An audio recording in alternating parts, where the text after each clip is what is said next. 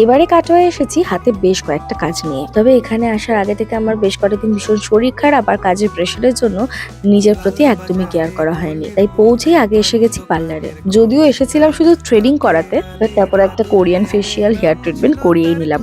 কারণ আমার back to back shoot আছে ইন্ডিয়ান সিল্ক হাউসে, তারপর বন্ধুদের সঙ্গে, উইমেন স্কোয়াডের সঙ্গে। এই শুটটা আমার কাছে ভীষণই স্পেশাল। এই ভিডিওটা দৌলতে বহু বছর পর আমরা 5 মূর্তি এক হয়েছি। তোমরা কি গেস করতে পারছো যে আমরা কোন স্পেশাল ইভেন্টের জন্য আজকে শুট করছি? একটা 1 মিনিটের রিল শুট করতে আমাদের অলমোস্ট 5 ঘন্টা সময় লেগেছে।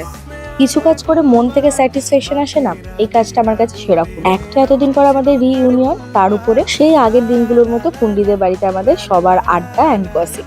উফ, অনেকদিন পর একটা ভীষণ সুন্দর সন্ধে কাটিয়ে ফুরফুরে মন নিয়ে বাড়ি এসে মনটা আরো ভালো হয়ে গেল। দাদামণি আমার জন্য গিফটটা কিনেছে, কি মিষ্টি না! বাড়ি এসে কাকিয়ার হাতে সাদা আলুর তরকারি আর রুটি খেলাম, আর ভাই আমাকে পরে দেখালো পুরী থেকে আনাও জামাটা।